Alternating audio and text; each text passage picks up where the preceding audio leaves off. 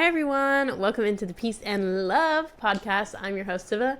Thanks for joining me in today. If you're new here, welcome in. If you're coming back, hey, thanks for joining me again, Queen. And today I want to jump into weird things that I do as a self-love coach. I did an experiment. I did an exercise this week that was kind of cringy. And so I'll put that one at the end, save the best for last.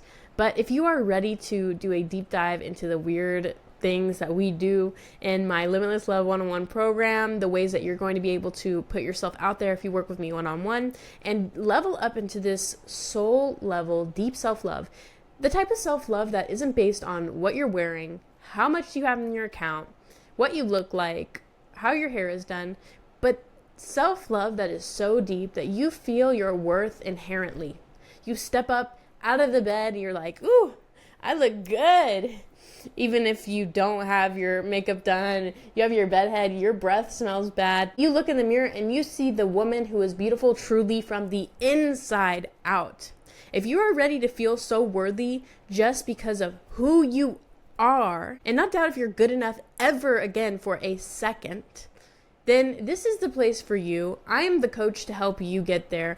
And I could go into, I've never even done a podcast about like my own story, but let me tell you, I used to base my worth on every freaking thing besides just who I am.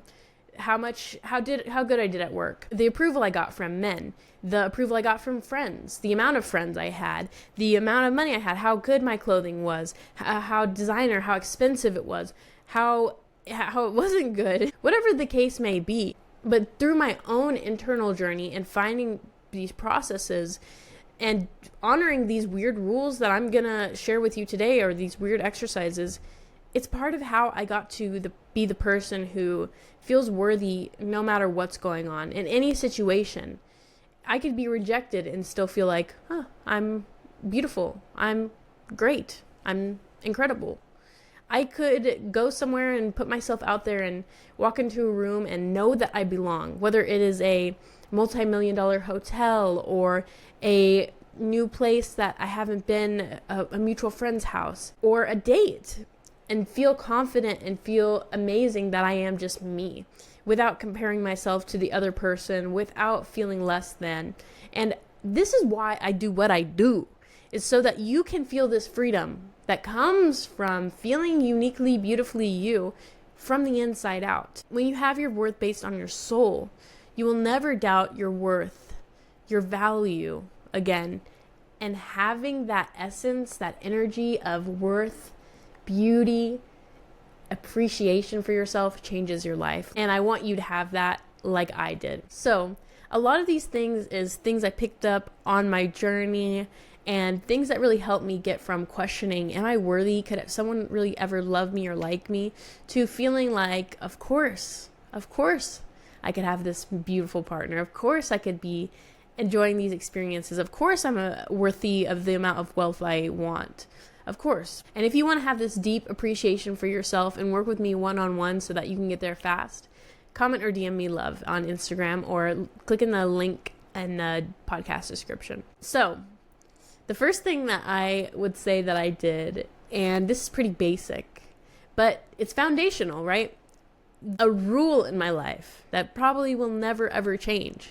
It doesn't matter who you are, if you're family, if you're a friend, if you're a boyfriend, if you're acquaintance. If you bring a lot of drama into my life, you gotta go. Drama equals gone. I wrote down in my notes. And I feel like that is so instrumental to building a life full of self-love, because what is your peace worth? What is your relaxation worth? I want you to ask yourself that. To me, it's the most valuable thing that I have. Really, there's not much that, you couldn't pay me to give away my peace. You couldn't pay me to do that. And that's why I have a job that I love. And so when you have people in your life that are constantly like putting you in a drama cycle, you either need to go in and change who you are being. If it's a situation where you want to stay in the situation, you can't change that other person, but you could change your own attitude and that will change that other person. Or you can let go of that person from your life entirely. And so I feel like that's so foundational that I'm not even going to spend that much time on it. But an interesting take that I have for this is probably if you're watching this, you already have the same opinion. You already think, okay, yeah, if that person is drama, I don't want them in my life. But a more interesting thing is, okay, if we do that with people, why don't we do that with our thoughts, with our attitudes, with our mindset, with our beliefs? If you have a thought that keeps coming up that is bringing you pain, that is bringing you drama, why are you still thinking it? I'm here to tell you, if you're thinking something and it is upsetting you, it's probably not true. Maybe you're like, oh, that's a naive way of thinking about it. At the end of the day, when have you never been not okay? At the end of the day, everything always works out. And so maybe you are stressing out about the middle of something. And if you're spending all your time stressing about the middle of something, you're not really seeing the big picture. You're not looking at the full spectrum of the thing. You're not looking at the end. And so if you are constantly sitting with thoughts or attitudes or beliefs in people that are stressing you out, how do you think you're going to feel over time? And that energy just keeps attracting worse and worse scenarios. And if you are able to master, okay, this thought is giving me pain, I don't want to think this anymore, let's find something else, you're going to find an attitude that works better, and you're going to attract better results because of that. So if you are the person that's like, of course I'm not going to have drama in my life, don't have self-drama either. On to the next thing. One thing I love doing is just giving myself physical attention. We think a lot of times that we want physical attention from other people, whether it's more intimate or like just wanting to be touched, pet, held, and hugged, high five. Of course, touch is an important part of, our connections with other people. But I want you to know that you can also give yourself that type of attention. You can give yourself that type of presence, because it's a frequency, it's an attitude that comes with physical touch. When you're physically touching something, imagine like petting a dog. You're giving that thing attention, you're giving that thing love. And so when you do that for yourself, you're also putting yourself in that vibe of presence, attention, and love, but for yourself. And if you are into, energy work, you know that your hands have an energy in them. And so just by putting your hands on yourself, you are giving yourself attention, love, and energy. It's like our natural response anytime you hit something, you put your hand on it. Your hand has this healing, soothing quality to it. And so how you could use this practically is just placing your hand on your head. That is giving yourself true attention. Putting your hand on your heart. Putting your hand on your stomach. Or maybe you have a pain somewhere and you just place your hand on that. I can guarantee you, if you have a pain somewhere, and especially if it's emotional related, and you just place your hand there for a while and breathe and be present with yourself, that pain will start to soften. And you will feel not only more energized, but better.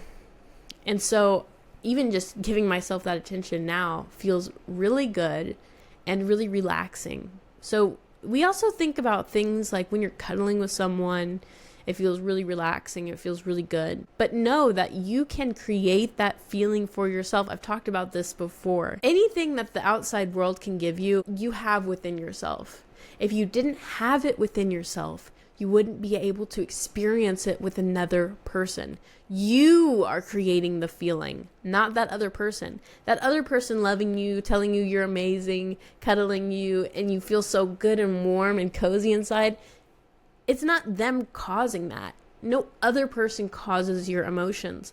And it's popular to say, oh, no one can make you mad. Taking radical responsibility for, no one can make me mad. No one can make me upset. I'm responsible for my emotions and how I react to something.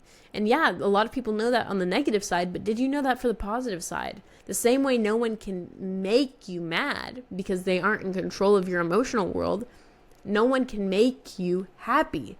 It's all within you. And so the question becomes, okay, not what do I need to be happy, but who do I need to be in order to be happy? What do I need to feel in order to be happy? What are the states that I need to, how can I create this state of happiness from within myself? And you can apply that to every area. how can I give myself the state of love? The question we talk a lot about on here. But it's also, how can I give myself the state of abundance? How can I give myself the state of freedom? You never want these external things like money or friends or partner. It's always looking for the state of something. And when you can give yourself that feeling now, there's no need to wait until someday to feel something, and you can start to create it and call it into your life with that energy. So the next thing I love to do for my self-love is help others. And I do this in my business. I love when clients tell me, Siva, you've changed my life. Thank you so much for mentoring me. That's verbatim what one of my clients has told me. And I feel so lucky every day to be able to help people one-on-one and be able to really listen to them and see the growth week by week. It's not an overnight thing, but it's small growth and a lot of change that happens in someone's life so that they are able to feel more at peace in their circumstances, at peace in their body, and confident and loving who they are.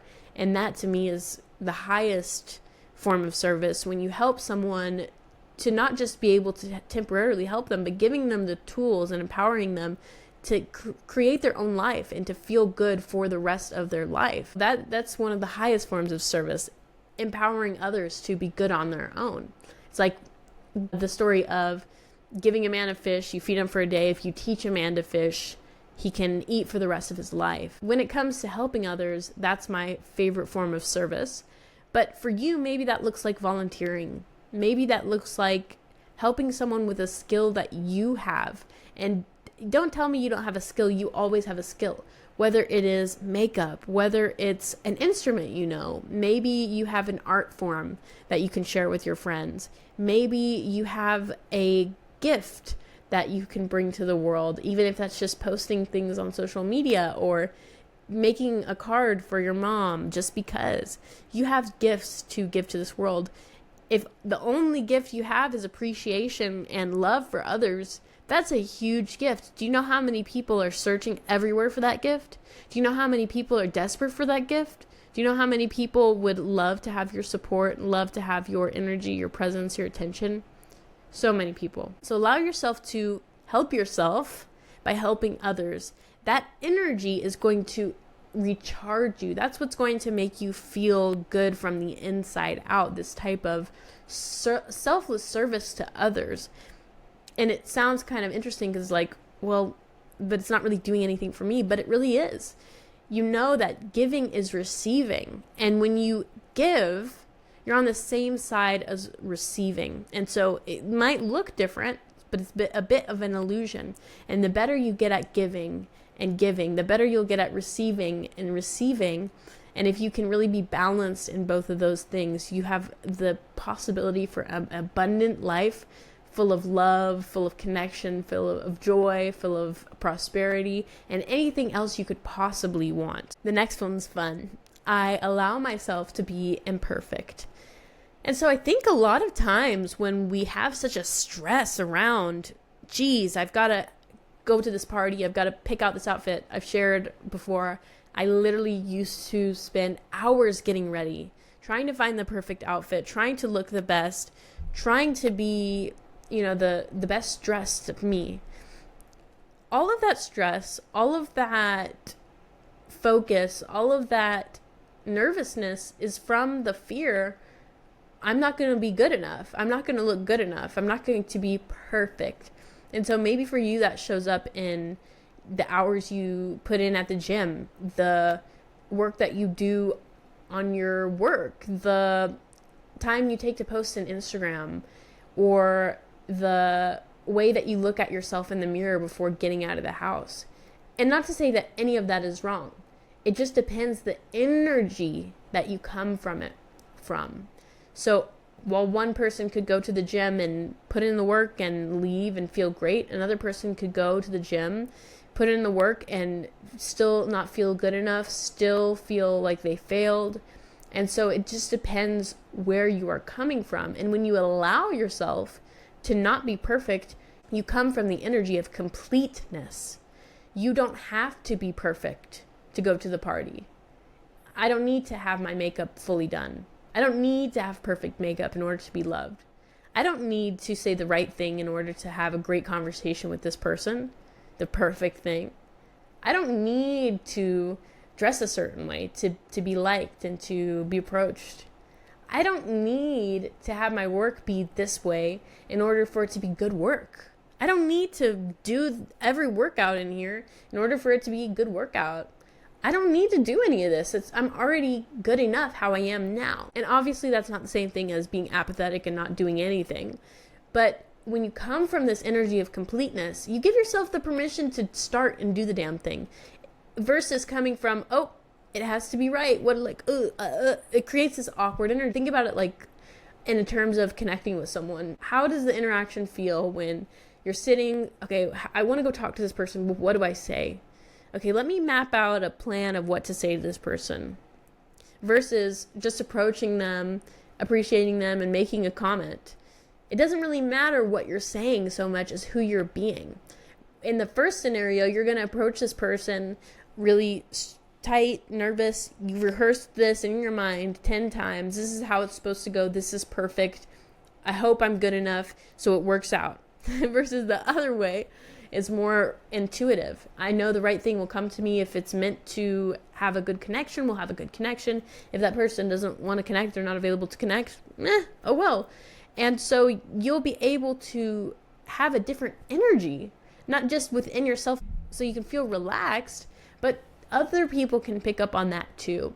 If you come to someone with this real nervous energy, they're like starting to get nervous because you're nervous. Like, what's going on? Your fight or flight is starting to make that other person nervous because you are in fight or flight.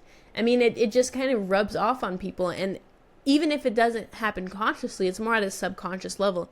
And that goes for anything. If you come into a room or a party feeling so worried about your outfit, how you look, other people will notice you're not really embodied. You're not really you don't look that comfortable. They might not know, oh, you feel insecure, this, that, and the third, but they might not feel exactly comfortable around you because you're not comfortable. And so when you can start to come from these feelings of okay, I'm completely comfortable, I'm in acceptance, other people have the possibility to feel that way about you. And how is someone going to accept you if you can't even accept you? And so when you step into the world I don't need to be perfect. I'm beautiful how I am. I don't need to have every hair on my head in the right place. I'm great just how I am. Other people start to say, wow, that person is really freaking confident. That person knows who they are. That person, I really like them, even if they aren't perfect. And so I'm the first one to tell you, I'm not perfect. I don't always have things figured out. But because I love myself at where I am, other people have the capacity to love me where I am. And they see me for who I am and they like it. Just because it's uniquely me. And there's no one else I'd rather be. So I want you to think about how you can accept where you are in different areas of life, because if you keep playing the catch-up game, I need to catch up to this spot, I need to be somewhere else, you never really enjoy where you are. I mean, think about it. Even on a fitness journey, it's maybe you put in the work for a year and you still don't have your dream body, but you were working out for a year. You've completely developed a new lifestyle. You might not have any physical results, maybe because you had so many ups and downs, but you had so many trials and errors that you learned so freaking much. You put in so much effort. You completely revamped your habits. You completely restructured your lifestyle. You've dedicated hours and hours to this.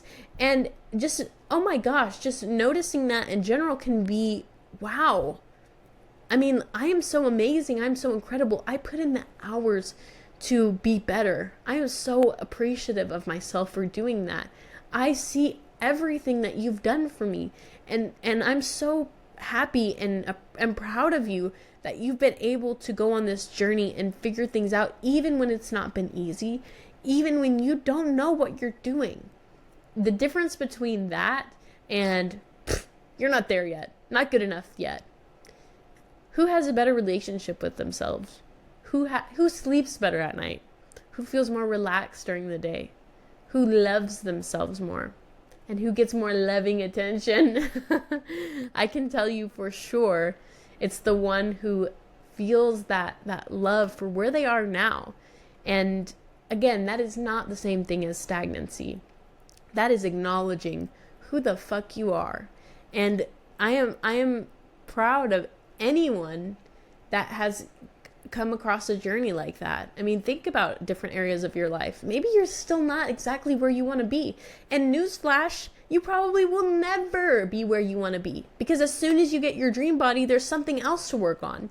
Okay, now I'm here, now I want to be over there. And that's the nature of expansion and growth. You're here on this earth journey to expand and grow. It's never ending. There will never be a time where you think it's all done. There's nothing else for me to do. And if that time comes, you're in big trouble because you're missing out on the next level and you're not seeing the full picture.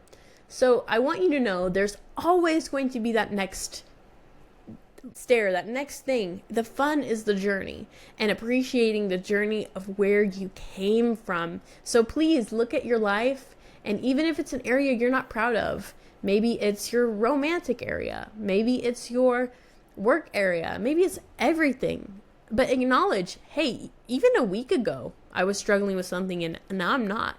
A month ago I was doing this and now I'm not. A year ago I was a different person completely. 2 years ago that was a completely different experience, a completely different reality. I can't even believe I was like that 2 years ago. You get what I'm saying? So just loving that, all aspects of yourself. And the last one. Ooh, this is a good one.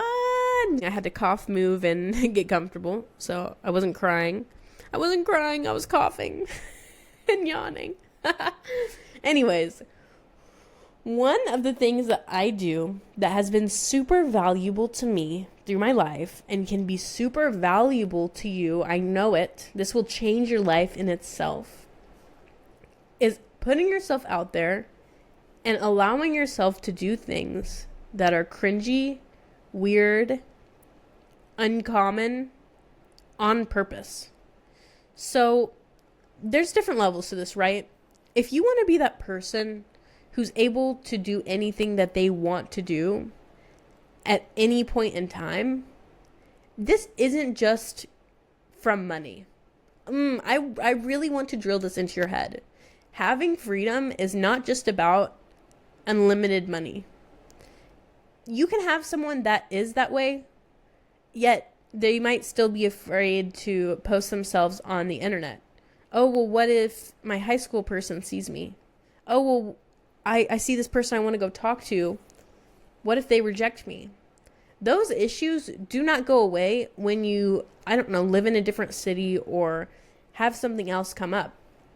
If you really want to have true freedom, you need to be able to not care what other people are thinking of you, not care what your high school people are thinking of you, what strangers are thinking of you, and fully be able to immerse yourself in the life that you want to live 100% authentically, no matter what. And an easy way to build this muscle is doing embarrassing things on purpose, like exposure therapy. Even it can be weird things. Like one time I did this exercise. I'm like, one of the most embarrassing things you could do at the store, God forbid, you drop something. You drop something in the aisle, everybody turns and looks. Embarrassing. Now that's like, that's just normal. But like that used to be so embarrassing to me. And so I went to the store and I purposely dropped something. It wasn't anything breakable. That's when it is really embarrassing. And I wouldn't do that because that's not ethical. But dropping something before I buy it, I'm like, oh, everyone looked, I didn't die. So you can do all of these different things on purpose to really stretch that muscle. I like to do random things for fun to stretch that muscle, and I'll get into an example from this week. But I also recommend that you use this and do it for things that you actually want to do. So maybe at the beginning, it's harder to do the things that you want to do because there's more pressure on it, there's more desire, there's more at stake, depending on what it is. So you can start off by doing random things that are embarrassing to you. But eventually, I want you to be able to put yourself out there and do the embarrassing things that you actually want to do. asking for the exact thing that you want on your salad, asking if the kitchen can put avocado on it, even though that's not listed as an option. Going up to any person you think is attractive and talking to them, even if they seem intimidating. Texting people and saying, hey, do you want to grab coffee with me? A new friend or whatever. The things that, you're a little timid to do, but you actually want to do them because it would increase your experience of life. That's why it's so important to be able to have this muscle, because it's at the end of the day, it's not going to bother you if someone says, hey, I'm actually not interested. We can't hang out. Okay. I'll probably reach out to other people. It's at the end of the day, it's not a big deal if someone doesn't want to go to coffee with you. At the end of the day, it's not a big deal if you get told, no, that's not a possibility. You put yourself out there. You are in alignment with yourself because you are acting from the belief, the position that I am good enough to get what I want, and I'm not afraid to ask for what I want, and I'm not afraid to put myself in positions where other people could have thoughts about me because I believe I'm enough. The root problem is if you're not doing those things, you're telling yourself subconsciously every day, I'm not good enough. If I make a mistake, if I drop something and everyone looks at me, I am not worthy. If I put myself out there and talk to someone and they don't like me, that means I'm not good enough. You're making it mean something about you. And when you know from the inside out, because you have deep soul level self-love, that it's never really about you, then you'll have the freedom to do what you want to do and live your life the way that you want to live it. I personally wouldn't want to live in a world where I couldn't talk to someone or ask someone out, a friend or a romantic interest, because I like my freedom. And so one thing I did this week, because the opportunity presented itself and it kind of brought up a discomfort in me, was going to Whole Foods in a tiara. I'm grown, y'all. I was literally in a princess dress. I had my face painted with a heart on it and glitter on my face and a tiara, a big tiara. I'm grown. And so it's kind of cringy. Like, why are you dressed like Princess Peach? Why are you looking like this at your big age? And I thought that was really funny. I like the tiara. It's like, it's very me, in my inner child, in my inner world self. Like, I used to dress up so much as a kid. I loved my princess outfits. I would wear them until they wore out. I would wear them probably to school, to wherever I'm going, probably to the store. And so why would I care if other people are judging what I'm doing? This was for a Jewish holiday, and I had my outfit all together, and I went to Whole Foods, and I was like, well, why don't I just leave my tiara on? That's funny. And it makes me slightly uncomfortable because that's odd. And why don't I just do that just for the kick of doing something that's really kind of cringy? And so I went in there, and people were kind of like side-eyeing, but they, you know how you side-eye somebody maybe and you don't want to get caught, so you're like, I got a lot of those. And they went to mind their business because they don't know what's going on with me. I find that's probably a typical reaction of, people might look, but they're not going to say anything to you. And they might have been thinking, this is the weirdest person, that's cringy. Why are they wearing a crown? They might have been liking it. They might have been like, oh, that's so cute. Oh, I like her crown, blah, blah, blah. I don't know, and frankly, it doesn't matter, because I was able to put myself in a position that's kind of cringy. I even went to the person checkout. I didn't cheat. I didn't go to self-checkout, and nobody even mentioned it to me. I even went to the bathroom in Whole Foods because I really had to pee. So anyways, the moral of the story is put yourself in positions where you feel a little bit cringy, because by doing that, you'll learn, even if someone is judging me, even if someone is cringing at me, even if someone doesn't like what I post online, it's not going to hurt me. Other people's thoughts about me does not impact me. It has absolutely no impact on my reality if I don't let it. Unless I'm open to their thoughts, unless I'm open to their negative energy, it's not going to have an impact on me. And I've set it up so that, okay, I'm not having an impact, by their thoughts, because I'm not available for that. I care about what I think. I care about my connection to the Most High. I care about my connection to myself. I care about how I feel within myself. I'm not caring what other people are thinking.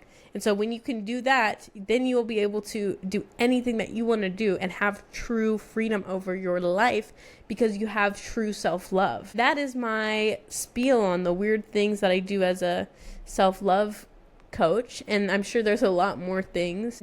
Have fun with that last one. I challenge you. If you've listened this far, I challenge you, go do something that's cringy on purpose. And yeah, it's going to be uncomfortable, but that's the point. And you'll notice, okay, just because I was uncomfortable doesn't mean I have to back out, or it doesn't mean I will die. So definitely have fun with that one, because it can be a very fun one. I'm trying to think of another cringy one. I mean, just asking for what you want is a good one. Like, I met these couple of these guys at a bar. I was out with my friend. I don't drink, but I still go out. And I asked, can I drive your Tesla? I'd never driven a Tesla. And these guys actually let me drive their car. And they were encouraging me to speed in it. And that's illegal. So I won't say anything more about that. And I was completely sober, so that's all good. But I got the opportunity to drive a Tesla simply because I wasn't afraid to do something a little bit cringy and ask. And furthermore, I approached them. I walked straight up to them and I just started a conversation with them. So I was only even able to do that because I am that type of way and able to just approach people and, be in their life just because I want to. So I hope you enjoyed this episode and you not just listen to it, but implement it in your life, because you'll have some great results. Let me know how this goes. Shoot me a message with the cringy thing that you did. If it's really been valuable, please like, review, comment. Those help me so much. They help other women who really could use more self-love come across this page. So thank you for doing that in advance. And if you are serious this year about doing a deep dive into your self-love so that you just feel in love with yourself from the inside out and you feel your worth that is unchanging and will never go away because you know who the heck you are, definitely reach out to me in the link in the podcast description or my IG, TikTok, whatever's convenient. You can DM me love, and let's get this self-love journey started so that you can feel so comfortable in your skin, so confident out in the world, and like your baddest B version of yourself, main character energy. So lots of love, and tune in next week. Bye.